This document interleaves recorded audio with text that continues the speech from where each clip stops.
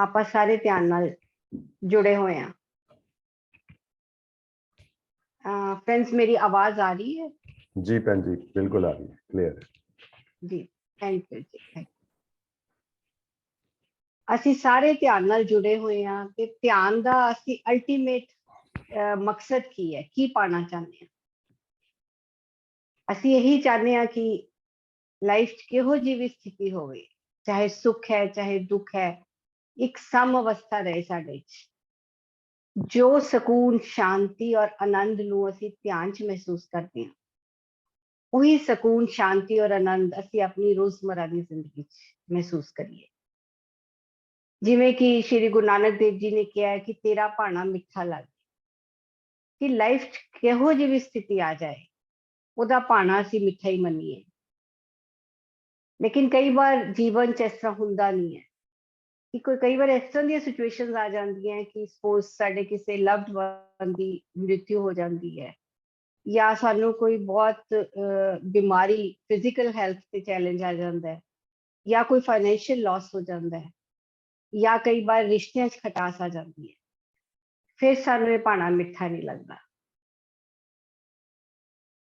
ਅਸੀਂ ਹਮੇਸ਼ਾ ਇੱਕ ਮਟੀਰੀਅਲ ਕੌਨਸ਼ੀਅਸਨੈਸ 'ਚ ਰਹਿੰਦੇ ਹਾਂ, ਇੱਕ ਟਾਸਕ ਓਰੀਐਂਟਿਡ ਹੈ, ਇਹ ਕੰਮ ਕਰ ਲਈਏ, ਉਸ ਤੋਂ ਬਾਅਦ ਇਹ ਕੰਮ ਕਰ ਲਈਏ, ਜੀਵਨ 'ਚ ਭੱਜ ਦੌੜ ਹੈ, ਔਰ ਜਿਹੜੇ ਸਾਡੇ ਆਸ-ਪਾਸ ਦੇ ਲੋਕ ਹੈ ਉਹ ਵੀ ਇਸੇ ਤਰ੍ਹਾਂ ਦਾ ਜੀਵਨ ਜੀ ਰਹੇ ਹੈ। ਤੇ ਫਿਰ ਇਹ ਰੰਗ ਸਾਡੇ ਤੇ ਵੀ ਬਹੁਤ ਜਲਦੀ ਚੜਨਾ ਸ਼ੁਰੂ ਹੋ ਜਾਂਦਾ, ਸਾਨੂੰ ਲੱਗਦਾ ਇਹੀ ਜੀਵਨ ਦੀ ਸੱਚਾਈ ਹੈ। ਹਮੇਸ਼ਾ ਅਸੀਂ ਆਪਣੇ ਸਰੀਰ ਬਾਰੇ, ਇਸ ਤੇ ਜੁੜੇ ਰਿਸ਼ਤਿਆਂ ਬਾਰੇ ਸੋਚਦੇ ਹਾਂ। ਸਾਡਾ ਇਸ ਧਰਤੀ ਤੇ ਆਉਣ ਦਾ ਮਕਸਦ ਕੀ ਹੈ, ਉਹ ਅਸੀਂ ਕਈ ਇੱਥੇ ਆ ਕੇ ਭੁੱਲ ਜਾਂਦੇ ਹਾਂ। ਤੇ ਇਹ ਮਕਸਦ ਨੂੰ ਯਾਦ ਕਰਾਉਣ ਦੇ ਲਈ, ਤਾਂ ਕਿ ਅਸੀਂ ਬਾਰ-ਬਾਰ ਯਾਦ ਕਰ ਸਕੀਏ ਕਿ ਅਸੀਂ ਇੱਕ ਆਤਮਾ ਹਾਂ ਜੋ ਇੱਥੇ ਇੱਕ ਅਨੁਭਵ ਲੈਣ ਆਏ ਹਾਂ ਮਾਨਵ ਜਨਮ 'ਚ, ਉਸ ਨੂੰ ਯਾਦ ਕਰਾਉਣ ਦਾ ਜਿਹੜਾ ਸਭ ਤੋਂ ਸਹਿਜ ਸਰਲ ਤਰੀਕਾ ਹੈ ਉਹ ਹੈ ਸਵਾਧਿਆਇ। ਇਸੇ ਲਈ ਪੱਤਰੀ ਸਰ ਨੇ ਧਿਆਨ ਦੇ ਨਾਲ-ਨਾਲ ਸਵਾਧਿਆਇ ਤੇ ਵੀ ਬਹੁਤ ਜ਼ੋਰ ਦਿੱਤਾ ਹੈ। ਇੱਕ ਬਹੁਤ ਹੀ ਇੰਪੋਰਟੈਂਟ ਪਿਲਰ ਹੈ PSSL ਦਾ। ਤੇ ਫਰੈਂਡਸ, ਅੱਜ ਮੈਂ ਵੀ ਤੁਹਾਡੇ ਅੱਗੇ ਇੱਕ ਸਵਾਧਿਆਈ ਕਿਤਾਬ ਦਾ ਲੈ ਕੇ ਆਈ ਹਾਂ, ਜਿਸ ਦਾ ਨਾਮ ਹੈ ਯੂਅਰ ਸੋਲਸ ਗਿਫਟ, ਜਿਸ ਨੂੰ ਕਿ ਰੋਬਰਟ ਸ਼ਾਜ਼ ਨੇ ਲਿਖਿਆ। 2015 'ਚ ਕਿਤਾਬ ਜਦ ਮੈਂ ਪਹਿਲੀ ਵਾਰ ਪੜ੍ਹੀ ਤਾਂ ਮੇਰਾ ਇਸ ਨੂੰ ਪੜ੍ਹਨ ਤੋਂ ਬਾਅਦ ਜ਼ਿੰਦਗੀ ਨੂੰ ਦੇਖਣ ਦਾ ਨਜ਼ਰੀਆ ਹੀ ਬਦਲ ਗਿਆ, ਔਰ ਜੋ ਕੁਝ ਮੈਂ ਇਹਦੇ 'ਚੋਂ ਪੜ੍ਹਿਆ ਮੇਰੇ ਲਈ ਇੱਕ ਬਹੁਤ ਨਵੀਂ ਚੀਜ਼ ਸੀ। ਸ਼ਾਇਦ ਤੁਹਾਡੇ ਸਾਰਿਆਂ ਲਈ ਵੀ ਇਹ ਕੁਝ ਲੋਕ ਸ਼ਾਇਦ ਜਾਣਦੇ ਹੋਣ, ਔਰ ਬਾਕੀਆਂ ਲਈ ਸ਼ਾਇਦ ਇੱਕ ਨਵਾਂ ਕਨਸੈਪਟ ਹੋਵੇ, ਜਿਹਦੇ ਵਿੱਚ ਰੋਬਰਟ ਸ਼ਾਜ਼ ਇਹ ਕਹਿੰਦੇ ਆ ਕਿ ਜਦੋਂ ਵੀ ਅਸੀਂ ਧਰਤੀ ਤੇ ਆਉਂਦੇ ਹਾਂ, ਧਰਤੀ ਤੇ ਆਉਣ ਤੋਂ ਪਹਿਲਾਂ ਹਰ ਸੋਲ ਐਸਟਰਲ ਵਰਲਡ, ਫਿਜ਼ੀਕਲ ਵਰਲਡ 'ਚ ਉੱਪਰ ਆਪਣੀ ਇੱਕ ਸਪਿਰਿਟ ਗਾਈਡਸ ਨਾਲ ਮਿਲ ਕੇ, ਆਪਣੀ ਇੱਕ ਸੋਲ ਫੈਮਿਲੀ ਨਾਲ ਮਿਲ ਕੇ ਆਪਣੀ ਪੂਰੀ ਲਾਈਫ ਦਾ ਇੱਕ ਬਲੂਪ੍ਰਿੰਟ ਬਣਾਉਂਦੀ ਹੈ ਕਿ ਜਦੋਂ ਮੈਂ ਧਰਤੀ ਤੇ ਜਾਊਂਗੀ, ਕਿਹੜੀਆਂ ਮੈਨੂੰ ਅਪਰਚੁਨਿਟੀਜ਼ ਮਿਲਣਗੀਆਂ, ਕਿਹੜੇ ਮੇਰੇ ਲਾਈਫ 'ਚ ਚੈਲੰਜਸ ਆਉਣਗੇ, ਕਿੰਨਾ ਲੋਕਾਂ ਨਾਲ ਮੈਂ ਮਿਲੂੰਗੀ, ਕਿਉਂਕਿ ਲਾਈਫ 'ਚ ਕੁਝ ਵੀ ਕੋਇਨਸੀਡੈਂਸ ਨਹੀਂ ਹੈ। ਅਗਰ ਅੱਜ ਆਪਾਂ ਇੱਕ ਦੂਸਰੇ ਨਾਲ ਸ਼ੇਅਰਿੰਗ ਕਰ ਰਹੇ ਹਾਂ ਤਾਂ ਇਹ ਵੀ ਕੋਇਨਸੀਡੈਂਸ ਨਹੀਂ ਹੈ। ਕਿਹੜੇ ਮੇਰੇ ਜਿਹੜੇ ਜਿਨ੍ਹਾਂ ਨੂੰ ਅਸੀਂ ਦੋਸਤ ਕਹਿੰਦੇ ਹਾਂ, ਉਹ ਵੀ ਜ਼ਰੂਰੀ ਹੁੰਦੇ ਆ ਸਪੋਰਟ ਕਰਨ ਲਈ ਫੈਮਿਲੀ 'ਚ, ਉਹ ਹੋਣਗੇ ਮੇਰੀ ਲਾਈਫ 'ਚ।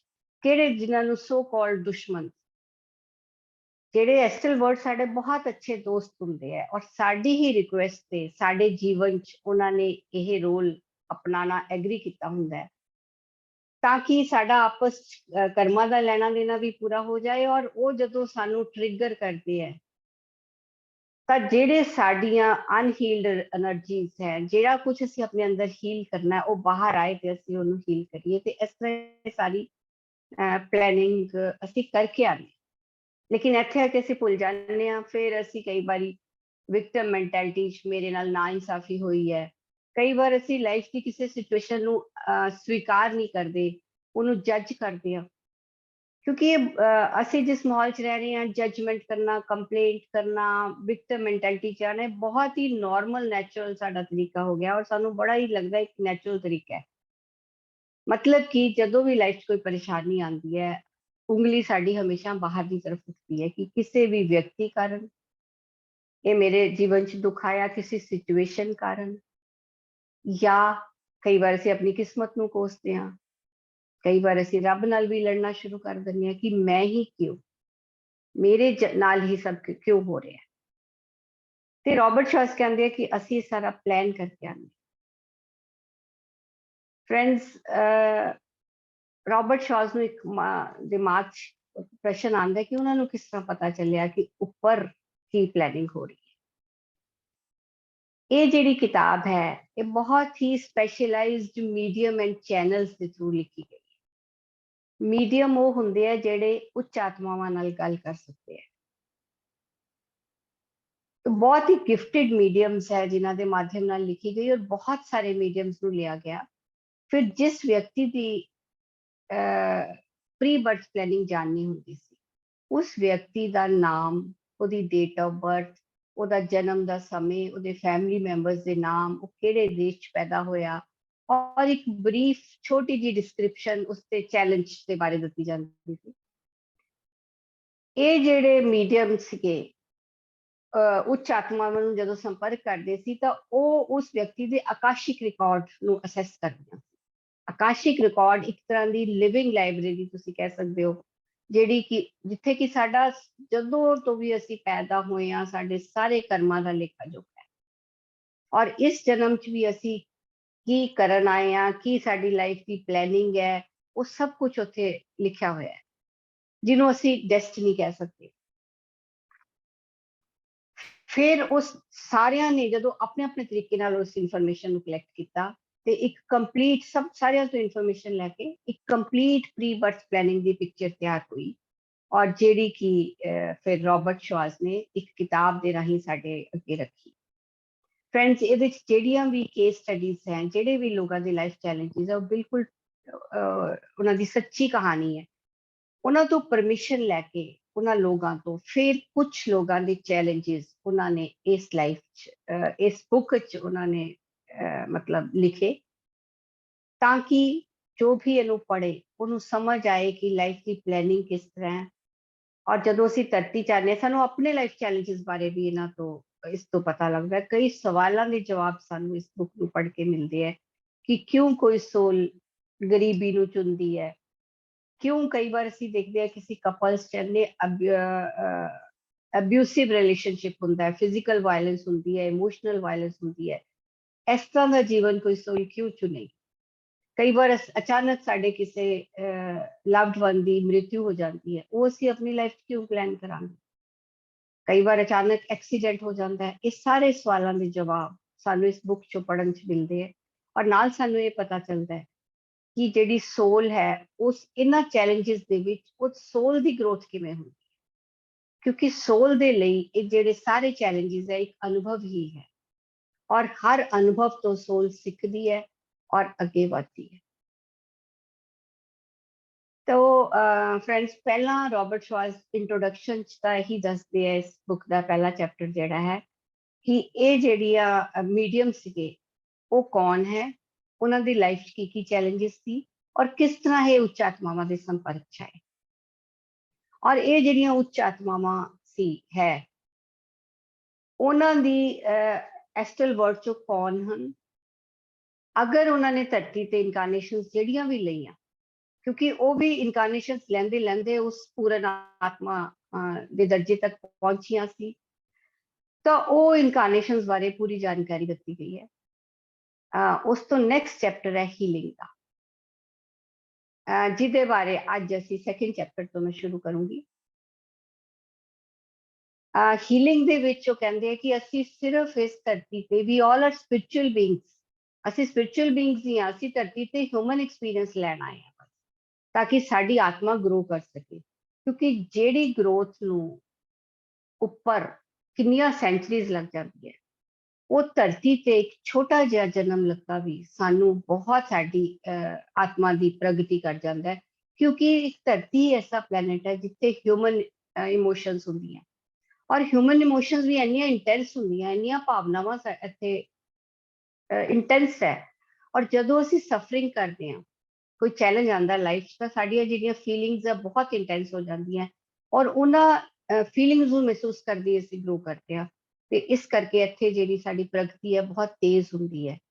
ਤੇ ਇਸੇ ਲਈ ਮਤਲਬ ਉਹ ਕਹਿੰਦੇ ਆ ਕਿ ਵੀ ਆਲ ਆਰ ਬlesed ਵਨਸ, ਕਿ ਅਸੀਂ ਇਸ ਧਰਤੀ ਤੇ ਹਾਂ ਮਨੁੱਖ ਜਨਮ ਚ ਹਾਂ।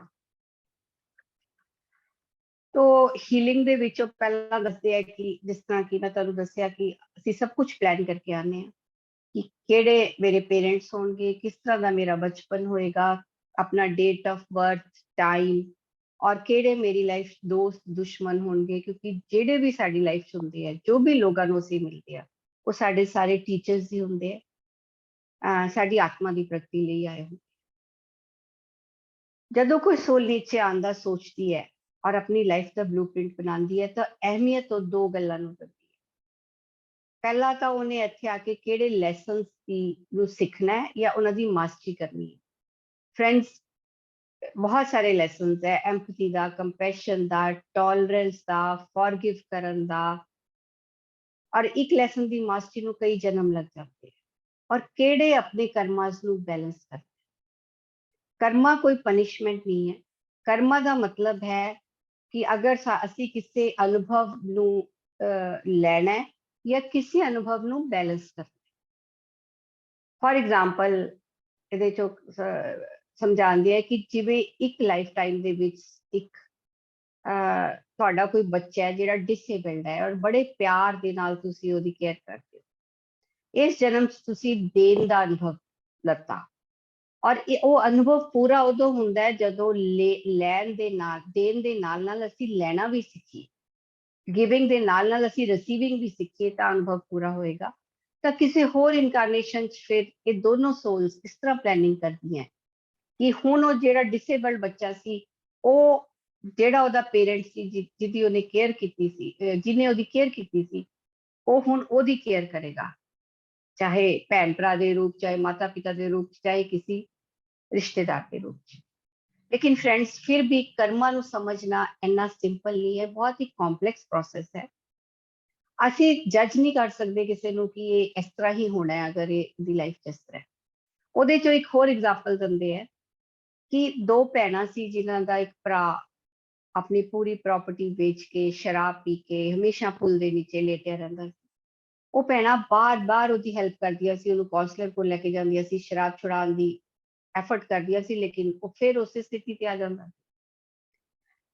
ਜਦੋਂ ਉਸ ਵਿਅਕਤੀ ਦੀ ਪ੍ਰੀ ਬਰਥ ਪਲੈਨਿੰਗ ਬਾਰੇ ਪਤਾ ਜਾਣਿਆ ਗਿਆ ਤਾਂ ਇਹ ਪਤਾ ਲੱਗਾ ਕਿ ਉਹ ਬਹੁਤ ਹੀ ਕੋਈ ਇਵੋਲਵਡ ਸੋਲ ਹੈ, ਜਿਹਨੇ ਆਊਟ ਆਫ ਲਵ ਆਪਣੀ ਭੈਣਾਂ ਨੂੰ ਕੰਪੈਸ਼ਨ ਦਾ ਲੈਸਨ ਸਿਖਾਉਣ ਲਈ ਇਹ ਰੋਲ ਚੂਜ਼ ਕੀਤਾ ਹੈ।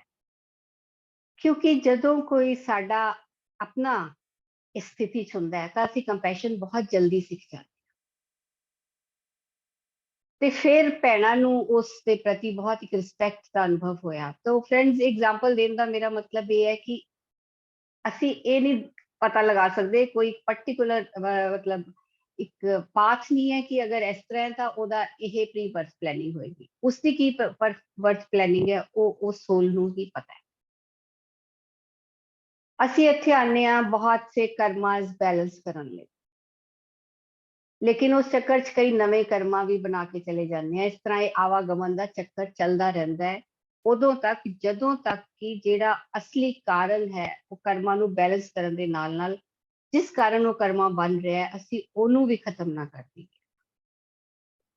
ਇਸ ਦੀ ਉਹ ਇੱਕ ਐਗਜ਼ਾਮਪਲ ਦੇ ਕੇ ਸਮਝਾਉਂਦੀ ਹੈ ਕਿ ਅਗਰ ਇੱਕ ਵਿਅਕਤੀ ਦੇ ਮਨ ਦੇ ਵਿੱਚ ਇੱਕ ਫਾਲਸ ਬਿਲੀਫ ਹੈ ਕਿ ਯੂਨੀਵਰਸ 'ਚ ਸਭ ਦੇ ਲਈ ਪ੍ਰਯਾਪਤ ਨਹੀਂ ਹੈ ਔਰ ਇਸ ਚੱਕਰ 'ਚ ਉਹਨੂੰ ਲੱਗਦਾ ਹੈ ਮੈਂ ਆਪਣੇ ਕੋਲ ਸਟੋਰ ਕਰਕੇ ਰੱਖਾਂ ਚੀਜ਼ਾਂ ਨੂੰ, ਜਾਂ ਉਹ ਮਤਲਬ ਉਹਦੇ ਮਨ 'ਚ ਡਰ ਪੈਦਾ ਹੋ ਜਾਂਦਾ ਹੈ ਇਸ ਬਿਲੀਫ ਕਾਰਨ, ਔਰ ਉਹ ਚੋਰੀ ਵੀ ਕਰਦਾ ਹੈ, ਚਾਹੇ ਬਿਜ਼ਨਸ ਚੋਰੀ ਕਰਦਾ ਹੈ ਜਾਂ ਕਿਸੇ ਦੇ ਘਰ ਚੋਰੀ ਕਰ ਲਈ, ਕਿਸੇ ਤਰ੍ਹਾਂ ਉਹ ਇਸ ਚੀਜ਼ ਨੂੰ ਆਪਣੇ ਅੰਦਰ ਹੋਲਡ ਕਰਕੇ ਰੱਖਣਾ ਚਾਹੁੰਦਾ ਹੈ। ਹੁਣ ਨੈਕਸਟ ਟਾਈਮ ਦੇ ਵਿੱਚ ਜਿਹੜਾ ਕਿ ਉਹਨੇ ਉਹ ਚੋਰੀ ਕੀਤਾ ਜਾਂ ਉਸ ਤਰ੍ਹਾਂ ਕਮਾਇਆ, ਉਹ ਉਸ ਕਰਮਾਂ ਨੂੰ ਬੈਲੈਂਸ ਕਰਨ ਦੇ ਲਈ ਆਪਣੀ ਕਿਸ ਤਰ੍ਹਾਂ ਦੀ ਲਾਈਫ ਚੁਣੇਗਾ ਕਿ ਹੋ ਸਕਦਾ ਕੋਈ ਫਾਈਨੈਂਸ਼ੀਅਲ ਲਾਸ ਲੂਸ ਕਰ ਲਵੇ ਜਾਂ ਹੋ ਸਕਦਾ ਉਹਦੇ ਘਰ ਚੋਰੀ ਹੋ ਜਾਏ। ਇਹ ਕਰਮਾ ਬੈਲੈਂਸ ਹੋ ਗਿਆ, ਲੇਕਿਨ ਅਗਲੇ ਜਨਮ 'ਚ ਫਿਰ ਉसी ਫਾਲਸ ਬਿਲੀਫ ਕਾਰਨ, ਡਰ ਦੀ એનર્ਜੀ ਕਾਰਨ ਉਹ ਐਕਸ਼ਨ ਕਰੇਗਾ। ਤਾਂ ਇਸ ਤਰ੍ਹਾਂ ਇਹ ਚੱਲਦਾ ਰਹੇਗਾ ਜਦ ਤੱਕ ਕਿ ਉਹਦਾ ਜਿਹੜਾ ਸੋਲ ਦੇ ਵਿੱਚ ਉਹ ਡਰ ਦੀ એનર્ਜੀ ਹੈ ਉਸਨੂੰ ਨਾ ਰਿਲੀਜ਼ ਕਰ ਦੇ। ਉਸ ਡਰ ਦੀ એનર્ਜੀ ਨੂੰ ਰਿਲੀਜ਼ ਕਰਨ ਲਈ ਫਿਰ ਉਹ ਇੱਕ ਐਸਾ ਲਾਈਫ ਪਲਾਨ ਕਰੇਗਾ ਜਿਹਦੇ 'ਚ ਗਰੀਬੀ ਦੀ ਲਾਈਫ ਨੂੰ ਸਪੈਂਡ ਕਰੇਗਾ। ਜਦੋਂ ਉਹ ਗਰੀਬੀ 'ਚ ਰਹਿ ਕੇ ਵੀ ਦੇਖਦਾ ਹੈ ਕਿ ਮੇਰਾ ਗੁਜ਼ਾਰਾ ਬਹੁਤ ਅੱਛੀ ਤਰ੍ਹਾਂ ਹੋ ਰਿਹਾ ਹੈ, ਸਕੂਨ ਸ਼ਾਂਤੀ ਨਾਲ ਜੀਵਨ ਚੱਲ ਰਿਹਾ ਹੈ, ਤਾਂ ਉਸ ਦੇ ਅੰਦਰ ਜਿਹੜਾ ਫਾਲਸ ਬਿਲੀਫ ਹੈ ਕਿ ਯੂਨੀਵਰਸ ਦੇ ਵਿੱਚ ਸਭ ਦੇ ਲਈ ਇੱਕ ਪ੍ਰਿਆਪਤ ਮਾਤਰਾ 'ਚ ਨਹੀਂ ਹੈ, ਉਹ ਸਭ ਨੂੰ ਪਾਲਦਾ ਹੈ ਯੂਨੀਵਰਸ, ਤਾਂ ਉਹ ਖਤਮ ਹੋ ਜਾਂਦਾ ਹੈ, ਉਹ ਡਰ ਦੀ એનર્ਜੀ ਰਿਲੀਜ਼ ਹੋ ਜਾਂਦੀ ਹੈ, ਤੇ ਇਸ ਤਰ੍ਹਾਂ ਜਿਹੜਾ ਉਹਦਾ ਕਰਮਾ ਹੈ ਉਹ ਵੀ ਰਿਲੀਜ਼ ਹੋ ਜਾਂਦਾ ਹੈ।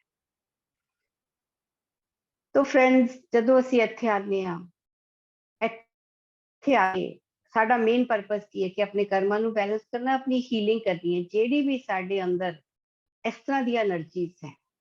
ਕਿਉਂਕਿ ਜਦੋਂ ਅਸੀਂ ਲਾਈਫ ਨੂੰ ਪਲਾਨ ਕਰਦੇ ਹਾਂ, ਇੱਕ ਸੋਲ ਦੇ ਵਿੱਚ ਹਰ ਤਰ੍ਹਾਂ ਦੀ એનર્ਜੀ ਹੁੰਦੀ ਹੈ, ਪਿਆਰ ਦੀ ਵੀ, ਡਰ ਦੀ ਵੀ, ਜਿਹਨੂੰ ਅਸੀਂ ਕਹਿੰਦੇ ਹਾਂ ਲੋ ਇਮੋਸ਼ਨ ਦੀ ਵੀ, ਹਾਈ ਇਮੋਸ਼ਨ ਦੀ ਵੀ, ਤੇ ਉਸ એનર્ਜੀਜ਼ ਦੇ ਅਕੋਰਡਿੰਗ ਉਹ ਇਸ ਤਰ੍ਹਾਂ ਦੇ ਆਪਣੇ ਲਾਈਫ ਨੂੰ ਪਲਾਨ ਕਰਦੀ ਹੈ, ਇਸ ਤਰ੍ਹਾਂ ਦੀਆਂ ਸਿਚੁਏਸ਼ਨਸ ਨੂੰ ਆਪਣੀ ਲਾਈਫ 'ਚ ਰੱਖਦੀ ਹੈ, ਜਿਸ ਕਾਰਨ ਉਹਦੀ ਜਿਹੜੀ ਉਹ ਡਰ ਦੀਆਂ એનર્ਜੀਜ਼ ਹੈ, ਫॉर एग्जांपल, ਤਾਂ ਉਹ ਸਰਫੇਸ ਤੇ ਆਣ।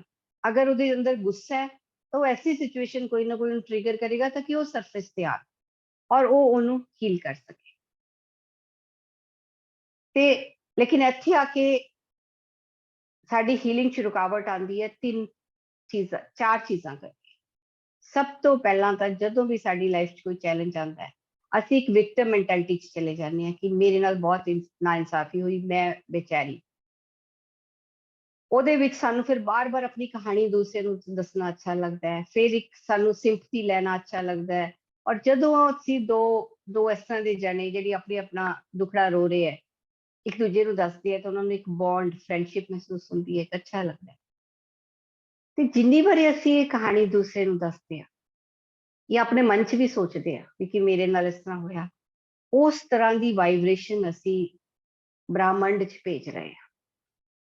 ਔਰ ਯੂਨੀਵਰਸ ਦਾ ਇੱਕ ਨਿਯਮ ਹੈ ਕਿ ਜੋ ਸਾਨੂੰ ਚਾਹੀਦਾ ਉਹ ਨਹੀਂ ਦਿੰਦਾ, ਜਿਸ ਤਰ੍ਹਾਂ ਦੀ ਵਾਈਬ੍ਰੇਸ਼ਨ ਅਸੀਂ ਉਹਨੂੰ ਭੇਜ ਰਹੇ ਹਾਂ, ਉਦਾਂ ਦੀਆਂ ਸਿਚੁਏਸ਼ਨਸ ਉਹ ਸਾਡੀ ਲਾਈਫ 'ਚ ਭੇਜਦਾ ਰਹਿੰਦਾ ਹੈ। ਤੇ ਫਰੈਂਡਸ, ਜੇ ਸਾਨੂੰ ਇਹ ਪਤਾ ਹੈ ਕਿ ਅਸੀਂ ਹੀ ਇਸ ਨੂੰ ਪਲਾਨ ਕੀਤਾ ਹੈ, ਆਪਣੀ ਸਪਿਰਿਚੁਅਲ ਗਰੋਥ ਲਈ ਪਲਾਨ ਕੀਤਾ ਹੈ, ਤੇ ਅਸੀਂ ਉਸ ਚੈਲੰਜ ਵਿਕਟਮ ਮੈਂਟੈਲਿਟੀ 'ਚ ਨਾ ਜਾ ਕੇ ਉਹਦੀ ਰਿਸਪੌਂਸਿਬਿਲਿਟੀ ਲਈਏ, ਉਹਨੂੰ ਸਵੀਕਾਰ ਕਰੀਏ ਕਿ ਜੋ ਹੈ ਉਹਦਾ ਭਾਣਾ ਹੈ, ਮਿੱਠਾ ਹੈ, ਔਰ ਆਪਣਾ ਫੋਕਸ ਉੱਤੇ ਰੱਖੀ ਕਿ ਮੈਂ ਇਹਦੇ ਤੋਂ ਸਿੱਖਣਾ ਕਿਵੇਂ ਹੈ, ਕਿਵੇਂ ਮੈਂ ਅੱਗੇ ਵਧਣਾ ਹੈ। ਬਸ ਰੋਬਰਟ ਸ਼ੌਸ ਕਹਿੰਦੀ ਹੈ ਤੁਹਾਨੂੰ ਨਜ਼ਰੀਆ ਹੀ ਬਦਲਣਾ। ਤੁਸੀਂ ਜਿਵੇਂ ਹੀ ਤੁਸੀਂ ਨਜ਼ਰੀਆ ਬਦਲਿਆ, ਤੁਸੀਂ ਇੱਕ ਅਸੈਪਟੈਂਸ ਦੀ ਫ੍ਰੀਕੁਐਂਸੀ ਤੇ ਆ ਗਈ, ਆਪਣੀ ਫ੍ਰੀਕੁਐਂਸੀ ਨੂੰ ਹਾਈ ਕੀਤਾ, ਉਹਦੇ ਨਾਲ ਹੀ ਤੁਹਾਡੀ ਹੀਲਿੰਗ ਸ਼ੁਰੂ ਹੋ ਜਾਂਦੀ ਹੈ। ਐਨੀ ਅਵੇਅਰਨੈਸ ਨਾਲ ਹੀ ਤੁਹਾਡੀ ਹੀਲਿੰਗ ਸ਼ੁਰੂ ਹੋ ਜਾਂਦੀ ਹੈ ਔਰ ਤੁਹਾਡੀ ਸੋਲ ਦੀ ਪ੍ਰਗਤੀ ਹੋਣਾ ਸ਼ੁਰੂ ਹੋ ਜਾਂਦੀ ਹੈ। ਔਰ ਜਿਹੜੀ ਦੂਸਰਾ ਰੁਕਾਵਟ ਸਾਡੇ ਅੰਦਰ ਆਉਂਦੀ ਹੈ, ਤਾਂ ਫਰੈਂਡਸ ਇੱਕ ਮੂਵਮੈਂਟ ਆਫ ਚੁਆਇਸ ਹੀ ਹੈ। ਉਹ ਕਹਿੰਦੇ ਕਿ ਉਸ ਸਮੇਂ ਤੁਸੀਂ ਸਿਚੁਏਸ਼ਨ 'ਚ ਰਿਐਕਟ ਕਰਨਾ ਹੈ ਜਾਂ ਉਹਨੂੰ ਰਿਸਪੌਂਡ ਕਰਨਾ ਹੈ। ਦੂਸਰੀ ਜਿਹੜੀ ਉਹ ਰੁਕਾਵਟ ਹੈ, ਉਹ ਕਹਿੰਦੇ ਜਜਮੈਂਟ। ਅਸੀਂ ਇੰਨੀ ਜਜਮੈਂਟ ਸਾਡੇ ਅੰਦਰ ਛੋਟੀ ਛੋਟੀ ਗੱਲ ਨੂੰ ਲੈ ਕੇ ਦੂਸਰੇ ਦੇ ਪ੍ਰਤੀ ਚੱਲਦੀ ਰਹਿੰਦੀ ਹੈ। ਹੋਰ ਕੁਛ ਨਹੀਂ ਤਾਂ ਇਹਨੇ ਕੱਪੜੇ ਕਿਸ ਤਰ੍ਹਾਂ ਦੇ ਪਾਏ ਹੈ, ਇਹਨੇ ਘਰ ਆਪਣਾ ਕਿੰਨਾ ਗੰਦਾ ਰੱਖਦੀ ਹੈ, ਸਾਫ਼ ਸੁਥਰਾ ਨਹੀਂ ਰੱਖਿਆ ਹੋਇਆ, ਕੁਛ ਨਾ ਕੁਛ ਇੱਕ ਹੋਰ ਨਹੀਂ, ਆਪਣੇ ਪ੍ਰਤੀ ਜਜਮੈਂਟ ਚੱਲਦੀ ਰਹਿੰਦੀ ਹੈ। ਲੋਕ ਮੇਰੇ ਬਾਰੇ ਕੀ ਸੋਚਦੇ ਹੈ, ਉਹ ਇਸ ਨੂੰ ਕਿਸ ਤਰ੍ਹਾਂ ਲੈਣਗੇ। ਇਹ ਜਿਹੜੀ ਜਜਮੈਂਟ ਹੈ, ਉਹ ਕਹਿੰਦੇ ਇੱਕ ਬਹੁਤ ਹੀ ਲੋ ਫ੍ਰੀਕੁਐਂਸੀ ਦੀ ਵਾਈਬ੍ਰੇਸ਼ਨ ਹੈ, ਜਿਹੜੀ ਅਸੀਂ ਗੌਸਿਪ ਕਰਦੇ ਹਾਂ। ਇਹਨੂੰ ਚਾਹੇ ਅਸੀਂ ਐਂਟਰਟੇਨਮੈਂਟ ਦਾ ਨਾਮ ਦਈਏ, ਚਾਹੇ ਅਸੀਂ ਦੱਸੀਏ ਅਸੀਂ ਤਾਂ ਦੂਸਰੇ ਬਾਰੇ ਫੈਕਟ ਹੀ ਦੱਸ ਰਹੇ ਹਾਂ, ਲੇਕਿਨ ਫਰੈਂਡਸ ਇੰਪੋਰਟੈਂਟ ਇਹ ਹੈ ਕਿ ਅਸੀਂ ਵਾਈਬ੍ਰੇਸ਼ਨ ਕਿਹੜੀ ਯੂਨੀਵਰਸ 'ਚ ਭੇਜ ਰਹੇ ਹਾਂ। तो वो कहते कि बहुत ही लो फ्रीक्वेंसी की वाइब्रेशन है और ਜਿਹੜੀ ਕੁਆਲਿਟੀ ਤੁਸੀਂ ਦੂਸਰੇ 'ਚ ਜੱਜ ਕਰਦੇ, ਜਦ ਤੱਕ ਉਹ ਤੁਹਾਡੇ 'ਚ ਨਹੀਂ ਹੈ, ਤੁਸੀਂ ਉਹਨੂੰ ਦੂਸਰੇ 'ਚ ਜੱਜ ਹੀ ਨਹੀਂ ਕਰ ਸਕਦੇ। ਤੇ ਕਹਿੰਦੇ ਉਹ ਮੌਕਾ ਹੈ ਜਦੋਂ ਅਸੀਂ ਕਿਸੇ 'ਚ ਵੀ ਜੱਜ ਕਰੀਏ, ਅਸੀਂ ਕਹਿੰਦੇ ਉਹਦੇ 'ਚ ਨਖਰਾ ਬੜਾ ਹੈ। ਅਸੀਂ ਆਪਣੇ ਅੰਦਰ ਦੇਖੀਏ ਕਿ ਸਾਡੇ 'ਚ ਈਗੋ ਕਿੱਥੇ ਕਿੱਥੇ ਹੈ, ਕਿਉਂਕਿ ਜੋ ਵੀ ਆਊਟਸਾਈਡ ਹੈ ਉਹ ਸਾਡੇ ਅੰਦਰ ਦੀ ਰਿਐਲਿਟੀ ਨੂੰ ਹੀ ਮਿਰਰ ਕਰਦੇ। ਔਰ ਜਜਮੈਂਟ ਇੱਕ ਬਹੁਤ ਹੀ ਇੰਪੋਰਟੈਂਟ ਟੂਲ ਹੋ ਸਕਦਾ ਹੈ ਸਾਨੂੰ ਆਪਣੇ ਅੰਦਰ ਦੇਖਣ ਦੇ ਲਈ, ਆਪਣੇ ਅੰਦਰ ਝਾਕਣ ਦੇ ਲਈ, ਤੇ ਆਪਣੇ ਅੰਦਰ ਅਸੀਂ ਕੀ ਬਦਲਾਵ ਕਰਨਾ ਹੈ ਉਸ ਨੂੰ ਕਰਨ ਦਾ। ਉਸ ਤੋਂ ਬਾਅਦ ਕਈ ਵਾਰ ਫਰੈਂਡਸ ਅਸੀਂ ਬਹੁਤ ਹਾਰਸ਼ ਜਜਮੈਂਟਸ ਦੇ ਜਾਂਦੇ ਹਾਂ ਜੀ ਉਹਨਾਂ ਲੋਕਾਂ ਲਈ। ਸਪੋਜ਼ ਕੋਈ ਬਹੁਤ ਸ਼ਰਾਬ ਪੀ ਰਿਹਾ ਹੈ, ਕਿਸੇ ਨੂੰ ਏਡਸ ਹੈ, ਰੋਬਰਟ ਸ਼ਾਸ ਕਹਿੰਦੇ ਆ ਕਿ ਤੁਸੀਂ ਦੇਖੋ ਜਦੋਂ ਅਸੀਂ ਪਲੈਨਿੰਗ ਕਰਦੇ ਹਾਂ ਤਾਂ ਸਾਨੂੰ ਸੁਸਾਇਟੀ ਦੇ ਸੀਨਸ ਦਿਖਾਈ ਜਾਂਦੇ ਆ ਜਿੱਥੇ ਜਾ ਕੇ ਅਸੀਂ ਰਹਿਣਾ। ਜਦੋਂ ਇੱਕ ਸੋਲ ਆਪਣੀ ਲਾਈਫ ਏਡਸ ਜੈਸੀ ਬਿਮਾਰੀ ਜਾਂ ਕੋਈ ਵੀ ਇਸ ਤਰ੍ਹਾਂ ਦਾ ਚੈਲੰਜ, ਉਹਨੂੰ ਪਤਾ ਹੁੰਦਾ ਕਿ ਸੁਸਾਇਟੀ ਵਿੱਚ ਇਸ ਚੀਜ਼ ਨੂੰ ਕਿਸ ਨਜ਼ਰ ਨਾਲ ਦੇਖਿਆ ਜਾਏ। ਕਈ ਵਾਰੀ ਕੋਈ ਸੋਲ ਮੈਂਟਲ ਇਲਨੈਸ ਨੂੰ ਦਾ ਚੈਲੰਜ ਹੁੰਦੀ ਹੈ, ਜਦਕਿ ਉਹ ਅੱਛੀ ਤਰ੍ਹਾਂ ਜਾਣਦੀ ਹੈ ਕਿ ਜਿਹੜੀ ਸੁਸਾਇਟੀ 'ਚ ਮੈਂ ਰਹਿਣਾ ਹੈ, ਮੈਂਟਲ ਇਲਨੈਸ ਇੱਕ ਪਾਗਲਪਨ ਦਾ ਦਰਜਾ ਦਿੱਤਾ ਜਾਂਦਾ ਹੈ। ਲੋਕ ਇਸ ਚੀਜ਼ ਨੂੰ ਛੁਪਾ ਕੇ ਰੱਖਦੇ, ਐਕਸੈਪਟ ਨਹੀਂ ਕਰਦੇ ਕਿ ਇਹ ਵੀ ਫਿਜ਼ੀਕਲ ਬਿਮਾਰੀ ਦੀ ਤਰ੍ਹਾਂ ਇੱਕ ਮਾਨਸਿਕ ਰੋਗ ਹੈ ਜਿਹਨੂੰ ਇਲਾਜ ਦੀ ਜ਼ਰੂਰਤ ਹੈ। ਉਸ ਤੋਂ ਬਾਅਦ ਵੀ ਉਹ ਸੋਲ ਇਸ ਤਰ੍ਹਾਂ ਦਾ ਲਾਈਫ ਪਲਾਨ ਚੂਜ਼ ਕਰਦੀ ਹੈ ਤਾਂ ਕਿੰਨੀ ਕਰੇਜੀਅਸ ਸੋਲ ਹੋਏਗੀ ਉਹ। ਤੇ ਜਦੋਂ ਅਸੀਂ ਇਸ ਬਾਰੇ ਜਾਣਦੇ ਹਾਂ ਇਹ ਪਲੈਨਿੰਗ ਹੈ, ਤਾਂ ਸਾਨੂੰ ਜਜਮੈਂਟ ਦੀ ਜਗ੍ਹਾ ਇੱਕ ਕੰਪੈਸ਼ਨ ਆ ਜਾਂਦਾ ਹੈ ਉਸ ਸੋਲਸ ਦੇ ਪ੍ਰਤੀ। ਫਿਰ ਕੰਪੈਸ਼ਨ ਨਾਲ ਅਸੀਂ ਉਸਦੀ ਹੈਲਪ ਕਰਦੇ ਹਾਂ ਕਿ ਉਹ ਆਪਣੇ ਇਸ ਚੈਲੰਜ ਤੋਂ ਨੂੰ ਕਿਵੇਂ ਆਸਾਨੀ ਨਾਲ ਪੂਰਾ ਕਰਕੇ ਉਸ ਤੋਂ ਬਾਹਰ ਆਏ। ਔਰ ਇੱਕ ਰਿਸਪੈਕਟ ਆ ਜਾਂਦੀ ਹੈ ਉਸ ਕਰੇਜ ਦੇ ਲਈ ਜਿਹੜਾ ਕਿ ਉਸਨੇ ਪ੍ਰੀ ਬਰਥ ਪਲੈਨਿੰਗ ਦੇ ਦੌਰਾਨ ਦਿਖਾਇਆ। ਔਰ ਜਜਮੈਂਟ ਅਗਰ ਸਾਨੂੰ ਕੋਈ ਜੱਜ ਕਰਦੇ ਤਾਂ ਉਹਦੇ ਵਿੱਚ ਅਸੀਂ ਉਹਦੇ ਲਈ ਐਮਪਥੀ ਕੰਪੈਸ਼ਨ ਸਿੱਖ ਸਕਦੇ, ਜਾਂ ਅਸੀਂ ਇਮੋਸ਼ਨਲੀ ਇੰਡੀਪੈਂਡੈਂਟ ਹੁੰਦੇ ਆ ਕਿ ਸਾਨੂੰ ਕਿਸੇ ਦੀ ਅਪਰੂਵਲ ਦੀ ਜ਼ਰੂਰਤ ਨਹੀਂ। ਅਸੀਂ ਆਪਣੀ ਖੁਸ਼ੀ ਜਿਹੜੀ ਹੈ ਸਾਡੀ ਸਾਡੇ ਤੇ ਹੀ ਨਿਰਭਰ ਹੈ, ਕੋਈ ਕੀ ਕਹਿੰਦਾ ਹੈ ਸਾਨੂੰ ਇਹਦੇ ਨਾਲ ਫਰਕ ਨਹੀਂ ਪੈਂਦਾ। ਉਹ ਹੈ ਇਮੋਸ਼ਨਲ ਇੰਡੀਪੈਂਡੈਂਸ। ਸੈਲਫ ਲਵ, ਖੁਦ ਨਾਲ ਪਿਆਰ ਕਰਨਾ ਸਿੱਖ ਸਕਦੇ ਹਾਂ। ਤੇ ਜਿਹੜੀ ਜਜਮੈਂਟ ਹੈ, ਜੇ ਇਹਨੂੰ ਅਸੀਂ ਸਹੀ ਤਰੀਕੇ ਨਾਲ ਲਈਏ ਤਾਂ ਕਿੰਨੀਆਂ ਹੀ ਡਿਵਾਈਨ ਵਰਚੂਜ਼ ਹੈ ਜਿਹੜੀਆਂ ਅਸੀਂ ਜਜਮੈਂਟ ਤੋਂ ਸਿੱਖ ਸਕਦੇ ਹਾਂ। ਫਿਰ ਤੀਸਰੀ ਚੀਜ਼ ਉਹ ਕਹਿੰਦੇ ਆ ਕਿ ਜਦੋਂ ਅਸੀਂ ਕਿਸੇ ਵੀ ਆਪਣੀ ਸਿਚੁਏਸ਼ਨ ਨੂੰ ਸਵੀਕਾਰ ਨਹੀਂ ਕਰਦੇ, ਉਹਦੇ ਪ੍ਰਤੀ ਰੈਜ਼ਿਸਟੈਂਸ ਸ਼ੋ ਕਰਦੇ। ਫॉर एग्जांपल ਕੋਈ ਵੀ ਚੈਲੰਜ ਆਇਆ ਸਾਡੀ ਲਾਈਫ 'ਚ, ਜਾਂ ਅਸੀਂ ਗੁੱਸਾ ਹੀ ਆਇਆ ਜਾਂ ਜੈਲਸੀ ਆ ਗਈ। ਜੈਲਸੀ ਆ ਗਈ ਇੱਕ ਇਮੋਸ਼ਨ ਹੈ, ਨੈਚੁਰਲ ਵੇ ਹੈ, ਲੇਕਿਨ ਕਈ ਵਾਰ ਅਸੀਂ ਸੋਚਦੇ ਹਾਂ ਅਸੀਂ ਤਾਂ ਧਿਆਨ 'ਚ ਜੁੜ ਚੁੱਕੇ ਹਾਂ, ਮੈਨੂੰ ਇਹ ਫੀਲਿੰਗ ਆਈ ਕਿਵੇਂ। ਅਸੀਂ ਆਪਣੇ ਆਪ ਦੇ ਅੰਦਰ ਗਿਲਟ ਦੀ ਫੀਲਿੰਗ ਪੈਦਾ ਕਰ ਲੈਂਦੇ ਹਾਂ, ਆਪਣੇ ਆਪ ਨੂੰ ਜੱਜ ਕਰਨ ਲੱਗ ਜਾਂਦੇ ਹਾਂ, ਔਰ ਅਸੀਂ ਚਾਹੁੰਦੇ ਉਸ ਇਮੋਸ਼ਨ ਤੋਂ ਅਸੀਂ ਭੱਜਦੇ ਹਾਂ।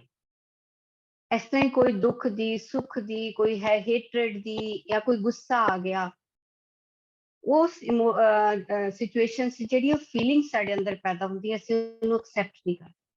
ਅਸੀਂ ਉਹਨੂੰ ਜਾਂ ਤਾਂ ਦਬਾਉਣਾ ਸ਼ੁਰੂ ਕਰ ਦਿੰਦੇ ਹਾਂ, ਆਪਣੇ ਵੀ ਇਸ ਤਰ੍ਹਾਂ ਨਹੀਂ ਸੋਚਣਾ, ਇਹ ਗਲਤ ਹੈ, ਜਾਂ ਅਸੀਂ ਉਹਨੂੰ ਚਾਹੁੰਦੇ ਹਾਂ ਕਿ ਸਿਚੁਏਸ਼ਨ ਤੋਂ ਜਲਦੀ ਅਸੀਂ ਬਾਹਰ ਆਈਏ। ਜੇ ਉਦਾਸੀ ਫੀਲ ਕਰ ਰਹੇ ਹਾਂ, ਸਾਨੂੰ ਲੱਗਦਾ ਜਲਦੀ ਜਲਦੀ ਇਸ ਉਦਾਸੀ ਠੀਕ ਹੋ ਜਾਏ। ਉਸ ਵੇਲੇ ਜਿਹੜੀ ਸਾਡੀ ਅੰਦਰ ਭਾਵਨਾ ਆ ਰਹੀ ਹੈ, ਫੀਲਿੰਗ ਕੀ ਹੈ, ਇੱਕ એનર્ਜੀ ਇਨ ਮੋਸ਼ਨ ਹੈ, ਇੱਕ એનર્ਜੀ ਹੈ ਜਿਹੜੀ ਪੈਦਾ ਹੋਈ ਹੈ, ਉਹਨੂੰ ਟਰਾਂਸਫਾਰਮ ਕਰਨ ਦੀ ਜ਼ਰੂਰਤ ਹੈ। ਲੇਕਿਨ ਅਸੀਂ ਉਸ એનર્ਜੀ ਨਾਲ ਲੜਨਾ ਸ਼ੁਰੂ ਕਰ ਦਿੰਦੇ ਹਾਂ, ਉਹਨੂੰ ਸਵੀਕਾਰ ਨਹੀਂ ਕਰਦੇ। ਤਾਂ ਉਸ ਵੇਲੇ ਜੇ ਅਸੀਂ ਇਹ ਦੇਖੀਏ, ਆਪਣੇ ਨਜ਼ਰੀਏ ਨੂੰ ਬਦਲੀਏ ਕਿ ਜਿਹੜੀ ਵੀ ਮੇਰੀ ਫੀਲਿੰਗ ਆ ਰਹੀ ਹੈ ਉਹ ਇੱਕ ਯੂਨੀਵਰਸ ਦੀ ਤਰਫ ਤੋਂ ਤੋਹਫਾ ਹੈ ਮੇਰੇ ਲਈ, ਕਿ ਮੇਰੇ ਅੰਦਰ ਜਿਹੜੀਆਂ ਅਨਰਿਜ਼ੋਲਵਡ એનર્ਜੀਜ਼ ਹੈ, ਜਾਂ ਜਿਹੜਾ ਮੇਰੇ ਅੰਦਰ ਉਹ ਚੀਜ਼ એનર્ਜੀ ਪਈ ਸੀ ਉਹ ਬਾਹਰ ਆਈ ਹੈ, ਔਰ ਉਹ ਹੀਲ ਹੋਣ ਲਈ ਬਾਹਰ ਆਈ ਹੈ।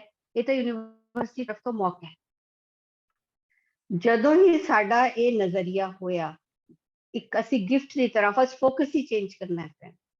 ਹੁਣ ਫੋਕਸ ਜਿਹੜਾ ਹੈ, energy flows wear attention goes.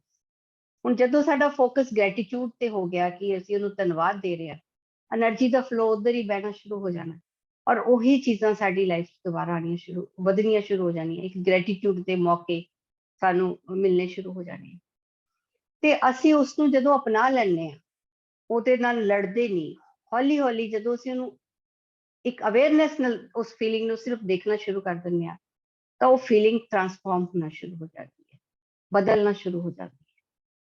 ਇਹ ਬਿਲਕੁਲ ਉਵੇਂ ਹੀ ਹੈ ਕਿ ਜਿਵੇਂ ਸਾਡਾ ਬੱਚਾ ਜਿਹੜਾ ਸਾਡੇ ਕੋਲ ਆਉਂਦਾ ਹੈ ਡਰਿਆ ਹੋਇਆ ਹੈ ਜਾਂ ਗੁੱਸੇ 'ਚ ਹੈ, ਅਸੀਂ ਉਹਨੂੰ ਜੇ ਹੋਰ ਲੈਕਚਰ ਦੇਣਾ ਸ਼ੁਰੂ ਕਰ ਦਈਏ, ਡਾਂਟਣਾ ਸ਼ੁਰੂ ਕਰ ਦਈਏ, ਤਾਂ ਹੋਰ ਉਹਦੀ ਜਿਹੜੀ ਸੋਲ ਦੀ ਸਟਰੈਂਥ ਹੈ ਘਟੇਗੀ। ਲੇਕਿਨ ਜੇ ਅਸੀਂ ਇੱਕ ਉਹਨੂੰ ਪਿਆਰ ਨਾਲ ਘੁੱਟ ਕੇ ਜੱਫੀ ਪਾ ਲਈਏ, ਹੱਗ ਕਰ ਲਈਏ, ਤਾਂ ਉਹ ਸ਼ਾਂਤ ਹੋ ਜਾਂਦਾ ਉਹਦੇ ਉਹਨੇ 'ਚ। ਇਸੇ ਤਰ੍ਹਾਂ ਜਿਹੜੇ ਸਾਡੇ ਅੰਦਰ ਇਮੋਸ਼ਨਸ ਹੈ, ਜਦੋਂ ਅਸੀਂ ਉਹਨਾਂ ਨੂੰ ਇਕਨੋਲੇਜ ਕਰ ਲਈਏ ਤਾਂ ਉਹਦੇ ਵਿੱਚ ਹੀ ਉਹ ਟਰਾਂਸਫਾਰਮ ਹੋਣਾ ਸ਼ੁਰੂ ਹੋ ਜਾਂਦਾ। ਚੌਥੀ ਚੀਜ਼ ਇਹ ਹੈ ਫਰੈਂड्स कि जो भी साढ़े बाहर है ਕਈ ਵਾਰ ਜਿਹੜੀ ਚੀਜ਼ ਸਾਨੂੰ ਟ੍ਰਿਗਰ ਕਰ ਰਹੀ ਹੈ ਦੂਸਰੇ 'ਚ, ਜਿਸ ਕਾਰਨ ਸਾਡੇ ਅੰਦਰ ਰਿਐਕਸ਼ਨ ਆ ਰਿਹਾ, ਉਹ ਕਿਤੇ ਨਾ ਕਿਤੇ ਸਾਡਾ ਹੀ ਅਨਐਕਨੋਲੇਜਡ ਪਾਰਟ ਹੈ, ਜਿਹਨੂੰ ਅਸੀਂ ਐਕਨੋਲੇਜ ਕਰਨਾ ਹੈ। ਅਸੀਂ ਉਸ ਨੂੰ ਬਹੁਤ ਦਬਾ ਕੇ ਰੱਖਿਆ ਹੋਇਆ ਹੈ। ਯੂਨੀਵਰਸ ਚਾਹੁੰਦਾ ਅਸੀਂ ਕੰਪਲੀਟ ਹੋਈਏ, ਆਪਣੀ ਅੱਛਾਈ ਬੁਰਾਈ ਸਭ ਨੂੰ ਅਪਣਾ ਕੇ ਅਸੀਂ ਪੂਰਨ ਹੋਈਏ। ਫॉर एग्जांपल मैं ਤੁਹਾਨੂੰ ਦਿੰਦੀ ਹਾਂ ਕਿ ਕਈ ਵਾਰੀ ਹੁੰਦਾ ਹੈ ਕਿ ਮਦਰ ਜਿਹੜੀ ਹੈ ਬਹੁਤ ਹੀ ਆਰਗੇਨਾਈਜ਼ਡ ਹੈ, ਹਰ ਚੀਜ਼ ਉਹਨੂੰ ਚਾਹੀਦਾ ਸਫਾਈ ਹੋਵੇ, ਹਰ ਚੀਜ਼ ਕਰੀਨੇ ਨਾਲ ਟਿਕੀ ਹੋਵੇ, ਲੇਕਿਨ ਉਹਦਾ ਜਿਹੜਾ ਹਸਬੈਂਡ ਹੈ ਉਹਨਾਂ ਹੀ ਡਿਸਆਰਗੇਨਾਈਜ਼ਡ ਹੈ, ਜਿਸ ਕਾਰਨ ਉਹਨੂੰ ਇਰੀਟੇਸ਼ਨ ਹੁੰਦੀ ਹੈ। ਫਿਰ ਕਈ ਵਾਰੀ ਇਹ ਕਿ ਬੱਚੇ ਹੈ ਉਹ ਵੀ ਉਸ ਤਰ੍ਹਾਂ ਹੀ, ਉਸ ਵਿੱਚ ਜਦੋਂ ਸਿਚੁਏਸ਼ਨ ਬਾਰ-ਬਾਰ ਆਉਂਦੀ ਹੈ ਔਰ ਉਹ ਰਿਐਕਟ ਕਰਦੀ ਹੈ, ਰਿਐਕਟ ਕਰਨ ਨਾਲ ਹੀ ਸਾਡੇ ਕਰਮਾਸ ਬਣਦੇ ਆ, ਰਿਸਪੌਂਡ ਕਰਨ ਨਾਲ। ਰॉबर्ट ਸ਼ਾਸ ਕਹਿੰਦੇ ਆ ਕਿ ਜਿਸ ਤਰ੍ਹਾਂ ਦੀ ਮਰਜ਼ੀ ਸਿਚੁਏਸ਼ਨ ਹੋਵੇ, ਤੁਸੀਂ ਅੱਗੇ ਵਧੋਗੇ ਹੀ ਵਧੋਗੇ। ਸਿਚੁਏਸ਼ਨ ਮੈਟਰ ਨਹੀਂ ਕਰਦੀ ਸਾਡੀ ਆਤਮਾ ਦੀ ਪ੍ਰਗਤੀ ਲਈ, ਅਸੀਂ ਉਸ ਸਿਚੁਏਸ਼ਨ ਦੇ ਪ੍ਰਤੀ ਸਾਡਾ ਰਿਐਕਸ਼ਨ ਕਿਸ ਤਰ੍ਹਾਂ ਦਾ ਹੈ ਉਹ ਮੈਟਰ ਕਰਦਾ ਹੈ ਕਿ ਅਸੀਂ ਪ੍ਰਗਤੀ ਕਰ ਰਹੇ ਹਾਂ ਜਾਂ ਨਹੀਂ ਕਰ ਰਹੇ। ਹੁਣ ਜਦੋਂ ਉਹ ਜਿੰਨੀ ਦੇਰ ਉਹ ਰਿਐਕਟ ਕਰਦੀ ਹੈ, ਅਗਰ ਉਹ ਆਪਣੇ ਅੰਦਰ ਵਰਕ ਕਰੇ ਮਾਂ ਕਿ ਜੇ ਇਰੀਟੇਸ਼ਨ ਹੋ ਰਹੀ ਹੈ ਤਾਂ ਮੈਂ ਆਪਣੇ ਤੇ ਕੰਮ ਕਰ, ਕਿਉਂਕਿ ਉਹਦਾ ਕਾਰਨ ਬਾਹਰ ਨਹੀਂ ਹੈ, ਔਰ ਹੌਲੀ ਹੌਲੀ ਉਹ ਆਪਣੇ ਤੇ ਕੰਮ ਕਰਕੇ ਉਹ ਰਿਐਕਟ ਕਰਨਾ ਬੰਦ ਕਰ ਦਿੰਦੀ। ਇਹਦਾ ਮਤਲਬ ਇਹ ਨਹੀਂ ਹੈ ਫਰੈਂਡਸ ਕਿ ਅਸੀਂ ਆਪਣੀ ਉਹ ਕੁਆਲਿਟੀ ਛੋੜ ਦੇਣੀ ਹੈ, ਅਸੀਂ ਉਹ ਆਪਣੀ ਕੁਆਲਿਟੀ ਛੋੜਨੀ ਨਹੀਂ, ਲੇਕਿਨ ਅਗਰ ਉਹ ਸਾਨੂੰ ਨਹੀਂ ਵੀ ਮਿਲਦੀ, ਉਹਦੇ ਵਿੱਚ ਵੀ ਸਾਨੂੰ ਅੰਦਰੋਂ ਅਸ਼ਾਂਤੀ ਨਹੀਂ ਹੁੰਦੀ। ਅਸੀਂ ਪਿਆਰ ਨਾਲ ਦੂਸਰੇ ਨੂੰ ਸਮਝਾ ਸਕਦੇ ਹਾਂ। ਫਿਰ ਅਸੀਂ ਅਗਰ ਉਹ ਸਮਝਦਾ ਠੀਕ ਹੈ, ਨਹੀਂ ਸਮਝਦਾ ਤਾਂ ਅਸੀਂ ਸੋਚਦੇ ਇਹਦਾ ਸੰਸਕਾਰ ਹੈ, ਜਿਸ ਤਰ੍ਹਾਂ ਮੇਰਾ ਸੰਸਕਾਰ ਸਿਸਟਮੈਟਿਕ ਰਹਿੰਦਾ ਹੈ, ਇਹਦਾ ਸੰਸਕਾਰ ਉਹ ਹੈ, ਤੇ ਮੈਨੂੰ ਉਹਦੇ ਵਿੱਚ ਇਰੀਟੇਸ਼ਨ ਨਹੀਂ ਹੋਣੀ ਚਾਹੀਦੀ। ਮੈਂ ਜਿੰਨੀ ਉਹਦੀ ਹੈਲਪ ਕਰ ਸਕਦੀ ਹਾਂ ਕਰਾਂ। ਤੇ ਜਦੋਂ ਅਸੀਂ ਆਪਣੇ ਉਸ ਨੂੰ ਹੀਲ ਕਰ ਲੈਂਦੇ ਹਾਂ ਅੰਦਰ, ਆਪਣੀ ਉਹ ਸਿਚੁਏਸ਼ਨ, ਤਾਂ ਇਹਦਾ ਮਤਲਬ ਅਸੀਂ ਜਿਹੜਾ ਆਪਣਾ ਅਨਐਕਨੋਲੇਜ ਪਾਰਟ ਹੈ, ਜਿਹਨੂੰ ਅਸੀਂ ਐਕਨੋਲੇਜ ਨਹੀਂ ਸੀ ਕੀਤਾ ਹੋਇਆ, ਉਹ ਸਾਡਾ ਹੀਲ ਹੋ ਜਾਂਦਾ। ਤੇ ਕਈ ਵਾਰ ਕੀ ਹੁੰਦਾ ਹੈ ਕਿ ਜਦੋਂ ਅਸੀਂ ਆਪਣਾ ਕੋਈ ਉਹ ਪਾਰਟ ਜਿਹੜਾ ਅਨਐਕਨੋਲੇਜਡ ਹੈ ਉਹਨੂੰ ਹੀਲ ਕਰ ਲੈਂਦੇ ਹਾਂ, ਤਾਂ ਸਾਡੀ ਬਾਹਰ ਦੀ ਸਿਚੁਏਸ਼ਨਸ ਵੀ ਬਦਲ ਜਾਂਦੀ ਹੈ, ਕਿਉਂਕਿ ਬਾਹਰ ਦੀ ਸਿਚੁਏਸ਼ਨਸ ਬਾਰ-ਬਾਰ ਸਾਨੂੰ ਮਿਰਰ ਕਰ ਰਹੀਆਂ ਸਾਡੇ ਅੰਦਰ ਦੇ ਉਹਨੂੰ ਕਿ ਇਸ ਪਾਰਟ ਨੂੰ ਤੁਸੀਂ ਹੀਲ ਕਰੋ। ਤੇ ਇਸ ਤਰ੍ਹਾਂ ਜੋ ਸਪਿਰਚੁਅਲ ਜਰਨੀ ਦੇ ਵਿੱਚ, ਅਧਿਆਤਮਿਕ ਯਾਤਰਾ ਦੇ ਵਿੱਚ ਜੋ ਵੀ ਕੰਮ ਕਰਨਾ ਹੈ, ਇਸ ਲਈ ਕਹਿੰਦੇ ਅਸੀਂ ਆਪਣੇ ਅੰਦਰ ਕਰਨਾ ਹੈ। ਜਿਹੜੀ ਉਂਗਲੀ ਹੈ ਅਸੀਂ ਬਾਹਰ ਦੀ ਬਜਾਏ ਆਪਣੇ ਅੰਦਰ ਮੋੜਨੀ ਹੈ ਤੇ ਆਪਣੀ ਅਧਿਆਤਮਿਕ ਪ੍ਰਗਤੀ ਦੀ ਤਰਫ ਅੱਗੇ ਜਾਣਾ। ਤੇ ਜਿਸ ਤਰ੍ਹਾਂ ਅਸੀਂ ਆਉਂਦੇ ਹਾਂ ਧਰਤੀ ਤੇ, ਜਿਹੜੀ ਇਹ ਪ੍ਰੀ ਬਰਥ ਪਲੈਨਿੰਗ ਹੈ, ਇਹਨੂੰ ਅਸੀਂ ਡੈਸਟੀਨੀ ਕਹਿ ਸਕਦੇ, ਲੇਕਿਨ ਇਹਦੇ ਨਾਲ ਨਾਲ ਅਸੀਂ ਇੱਕ ਫ੍ਰੀ ਵਿਲ ਵੀ ਲੈ ਕੇ ਆਏ, ਜਿਹਦੇ ਨਾਲ ਕਹਿੰਦੇ ਆ ਕਿ ਅਸੀਂ ਆਪਣੇ ਡੈਸਟੀਨੀ ਨੂੰ ਖੁਦ ਕ੍ਰੀਏਟ ਕਰਦੇ ਹਾਂ। ਅਸੀਂ ਇੱਥੇ ਆ ਕੇ ਭੁੱਲ ਜਾਂਦੇ ਹਾਂ ਸਾਡੀ ਪ੍ਰੀ ਬਰਥ ਪਲੈਨਿੰਗ ਕੀ ਹੈ। ਇੱਥੇ ਆ ਕੇ ਅਸੀਂ ਜੋ ਫੈਸਲੇ ਲੈਂਦੇ ਹਾਂ ਉਹਦੇ ਅਕੋਰਡਿੰਗਲੀ ਸਾਡੀ ਅਗਲੀਆਂ ਇਨਕਾਰਨੇਸ਼ਨ ਜਾਂ ਸਾਡਾ ਫਿਊਚਰ ਤੇ ਉਹ ਫੈਸਲੇ ਅਸਰ ਕਰਦੇ ਆ। समय है अपने पास, किस तरह कितना समय है? हाँ जी मैम जी हैगा। नो प्रॉब्लम, ਤੁਸੀਂ ਕੰਟੀਨਿਊ ਕਰੋ ਭੈਣ ਜੀ। ठीक है जी, ठीक है, थैंक यू। ਤੇ ਫ੍ਰੀ ਵਿਲ ਉਹਦੀ ਇੱਕ ਹਾਈਪੋਥੈਟੀਕਲ ਐਗਜ਼ਾਮਪਲ ਦੇ ਕੇ ਰॉबर्ट ਸ਼ਾਸ ਸਮਝਾਉਂਦੇ ਹੈ ਕਿ ਕਈ ਵਾਰ ਅਸੀਂ ਜੇ ਜਿਹੜੇ ਲੈਸਨ ਸਿੱਖਣ ਲਈ ਅਸੀਂ ਆਪਣੀ ਲਾਈਫ ਪਲੈਨਿੰਗ ਕੀਤੀ ਹੈ ਨਾ, ਚੈਲੰਜਸ ਦੀ, ਜੇ ਅਸੀਂ ਉਹ ਲੈਸਨ ਸਿੱਖ ਲਿਆ ਤਾਂ ਕਈ ਵਾਰ ਉਹ ਚੈਲੰਜ ਵੀ ਸਾਡੀ ਲਾਈਫ 'ਚ ਨਹੀਂ ਆ। ਇਹਦੇ ਵਿੱਚ ਦੋ ਸੋਲਸ ਹੁੰਦੀਆਂ, ਜਿਸਦਾ ਇੱਕ ਦਾ ਨਾਮ ਹੈ ਜਾਰਜ, ਇੱਕ ਦਾ ਨਾਮ ਹੈ ਸੈਲੀ। ਜਦੋਂ ਉੱਪਰ ਮਿਲਦੀਆਂ ਪ੍ਰੀ ਬਰਥ ਪਲੈਨਿੰਗ ਕਰ ਰਹੀਆਂ ਹੁੰਦੀਆਂ, ਤਾਂ ਜਿਹੜਾ ਜਾਰਜ ਹੈ ਉਹ ਬੜਾ ਇੱਕ ਦੱਬੂ ਕਿਸਮ ਦਾ ਇਨਸਾਨ ਹੁੰਦਾ, ਜਿਹੜੇ ਆਪਣੇ ਮਨ ਦੀ ਗੱਲ ਕਹਿ ਨਹੀਂ ਪਾਉਂਦਾ। ਔਰ ਜਿਹੜੀ ਸੈਲੀ ਹੈ ਉਹ ਬਹੁਤ ਡੋਮੀਨੇਟਿੰਗ ਹੁੰਦੀ ਹੈ, ਉਹ ਦੂਸਰੇ ਦੀਆਂ ਭਾਵਨਾਵਾਂ ਨੂੰ ਨਹੀਂ ਸਮਝ ਪਾਉਂਦੀ। ਤੇ ਦੋਨੋਂ ਇੱਕ ਪਲੈਨਿੰਗ ਕਰਦੇ ਆ ਕਿ ਜਦੋਂ ਅਸੀਂ ਧਰਤੀ ਤੇ 30 ਸਾਲ ਦੇ ਹੋਵਾਂਗੇ, ਆਪਾਂ ਆਪਸ 'ਚ ਸ਼ਾਦੀ ਕਰਾਂਗੇ। ਇਹ ਸ਼ਾਦੀ ਚਾਹੇ ਇੰਨੀ ਸਕਸੈਸਫੁਲ ਨਹੀਂ ਹੋਏਗੀ, ਲੇਕਿਨ ਇਸ ਦੇ ਵਿੱਚ ਮੈਂ ਆਪਣੀ ਜਿਹੜੀ ਇਹ ਸਿੱਖ ਲਵਾਂਗਾ ਕਿ ਕਿਸ ਤਰ੍ਹਾਂ ਆਪਣੀ ਮਨ ਦੀ ਗੱਲ ਨੂੰ ਰੱਖਣਾ ਹੈ, ਔਰ ਸੈਲੀ ਨੂੰ ਇਹ ਸਮਝ ਆ ਜਾਏਗਾ ਕਿ ਦੂਸਰੇ ਦੀਆਂ ਭਾਵਨਾਵਾਂ ਦੀ ਕਿਸ ਤਰ੍ਹਾਂ ਧਿਆਨ ਰੱਖਣਾ। ਧਰਤੀ ਤੇ ਆ ਕੇ ਜਦੋਂ ਜਾਰਜ 25 ਸਾਲ ਦਾ ਹੁੰਦਾ ਹੈ, ਤਾਂ ਉਹ ਇਸ ਕੰਪਨੀ 'ਚ ਜੌਬ ਕਰ ਰਿਹਾ ਹੁੰਦਾ ਹੈ, ਜਿੱਥੇ ਉਹਦਾ ਜਿਹੜਾ ਬੌਸ ਹੈ ਉਹਨੂੰ ਬਹੁਤ ਮਿਸਟ੍ਰੀਟ ਕਰਦਾ ਹੈ, ਕਿਉਂਕਿ ਉਹਦੇ ਅੰਦਰ ਉਸ ਤਰ੍ਹਾਂ ਦੀ ਵਾਈਬ੍ਰੇਸ਼ਨ ਹੈ, ਜਿਸ ਕਾਰਨ ਉਹਨੂੰ ਬਾਹਰ ਵੀ ਉਸ ਤਰ੍ਹਾਂ ਦੇ ਹੀ ਸਿਚੁਏਸ਼ਨਸ ਮਿਲ ਰਹੀਆਂ। लेकिन अचानक जॉर्ज ਨੂੰ ਇਹ ਅਵੇਅਰਨੈਸ ਹੁੰਦੀ ਹੈ ਕਿ ਇਹ ਸਭ ਮੈਂ ਨਹੀਂ ਬਰਦਾਸ਼ਤ ਕਰੂੰਗਾ, ਮੇਰੀ ਵੀ ਇੱਕ ਸੈਲਫ ਰਿਸਪੈਕਟ ਹੈ। ਤਾਂ ਉਹ ਆਪਣੇ ਬੌਸ ਨੂੰ ਕਹਿੰਦਾ ਹੈ ਕਿ ਅਗਰ ਮੇਰੇ ਨੂੰ ਇਸ ਤਰ੍ਹਾਂ ਟਰੀਟ ਕੀਤਾ ਗਿਆ ਤਾਂ ਮੈਂ ਇਸ ਜੌਬ ਨੂੰ ਛੋੜ ਦਿਆਂਗਾ। ਤੇ ਇਸ ਫੈਸਲੇ ਦੇ ਨਾਲ ਉਹਦੀ ਜਿਹੜੀ ਵਾਈਬ੍ਰੇਸ਼ਨ ਇੱਕਦਮ ਹਾਈ ਹੋ ਜਾਂਦੀ ਹੈ, ਔਰ ਇਸ ਹਾਈ ਵਾਈਬ੍ਰੇਸ਼ਨ ਨੂੰ ਉਹ ਮੇਨਟੇਨ ਕਰਕੇ ਰੱਖਦਾ ਹੈ। फ्रेंड्स, ये बहुत इंपॉर्टेंट है कि वो मेंटेन करके रखता है टिल द एज ऑफ 30। ਹੁਣ 30 ਸਾਲ ਤੇ ਉਹਦੀ ਵਾਈਬ੍ਰੇਸ਼ਨ ਹਾਇਰ ਹੋ ਚੁੱਕੀ ਹੈ, ਉਹਨੇ ਆਪਣਾ ਉਹ ਲੈਸਨ ਲਿਆ ਹੈ, ਜਾਂ ਤਾਂ ਉਹ ਸੈਲੀ ਨੂੰ ਮਿਲੇਗਾ ਹੀ ਨਹੀਂ। ਅਗਰ ਮਿਲੇਗਾ ਤਾਂ ਉਸਨੂੰ ਉਸਦੇ ਪ੍ਰਤੀ ਕੋਈ ਅਟਰੈਕਸ਼ਨ ਨਹੀਂ ਹੋਏਗੀ, ਕਿਉਂਕਿ ਉਹਨੇ ਆਪਣੇ ਲਾਈਫ ਦਾ ਲੈਸਨ ਸਿੱਖ ਲਿਆ ਔਰ ਉਸਨੂੰ ਮੇਨਟੇਨ ਕੀਤਾ ਹੈ।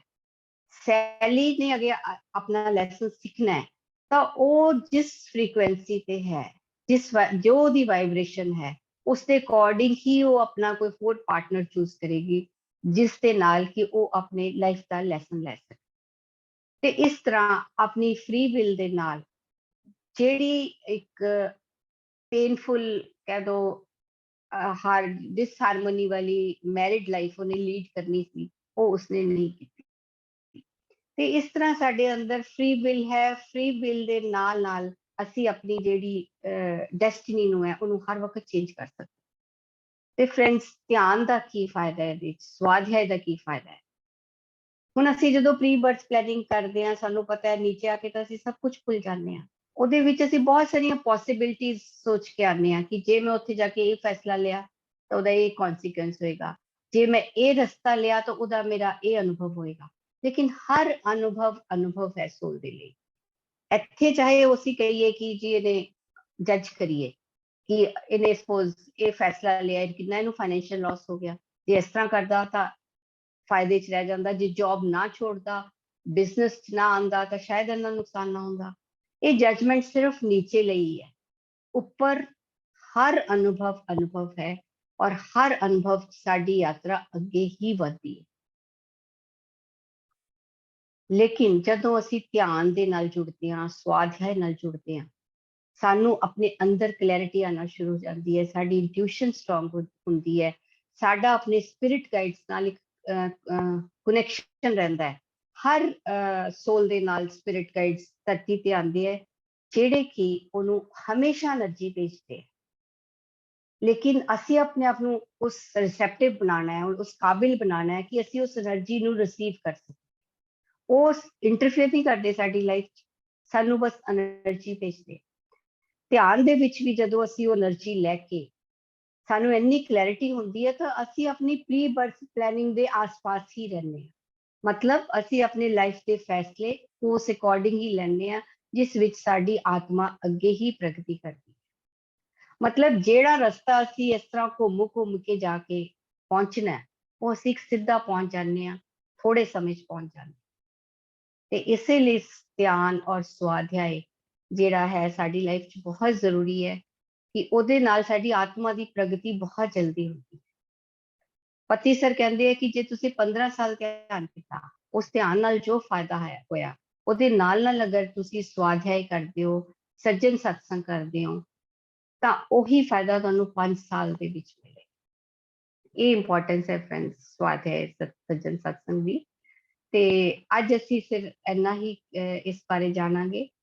ਕੱਲ ਅਸੀਂ ਇਸ ਦਾ ਨੈਕਸਟ ਜਿਹੜਾ ਚੈਪਟਰ ਹੈ ਕਿ ਸਪਿਰਿਚੁਅਲ ਅਵੇਕਨਿੰਗ ਕੀ ਹੁੰਦੀ ਹੈ, ਸਾਨੂੰ ਕਿਵੇਂ ਪਤਾ ਚੱਲੇ ਕਿ ਅਸੀਂ ਸਪਿਰਿਚੁਅਲੀ ਅਵੇਕਨ ਹੋ ਵੀ ਰਹੇ ਕਿ ਨਹੀਂ, ਸਾਡੀ ਆਤਮਾ ਪ੍ਰਗਤੀ ਕਰ ਵੀ ਰਹੀ ਹੈ ਕਿ ਨਹੀਂ, ਔਰ ਰॉबर्ट ਸ਼ਵਾਜ਼ ਦੀ ਸਪਿਰਿਚੁਅਲ ਅਵੇਕਨਿੰਗ ਕਿਸ ਤਰ੍ਹਾਂ ਹੋਈ ਔਰ ਕਿਸ ਤਰ੍ਹਾਂ ਉਹਨਾਂ ਨੇ ਕਿਤਾਬ ਲਿਖਣ ਦਾ ਜਿਹੜਾ ਖਿਆਲ ਹੈ ਉਹਨਾਂ ਦੇ ਦਿਮਾਗ 'ਚ ਆਇਆ, ਉਹ ਸਾਰੇ ਬਾਰੇ ਅਸੀਂ ਕੱਲ ਦੇ ਸੈਸ਼ਨ ਦੇ ਵਿੱਚ ਗੱਲ ਕਰਾਂਗੇ।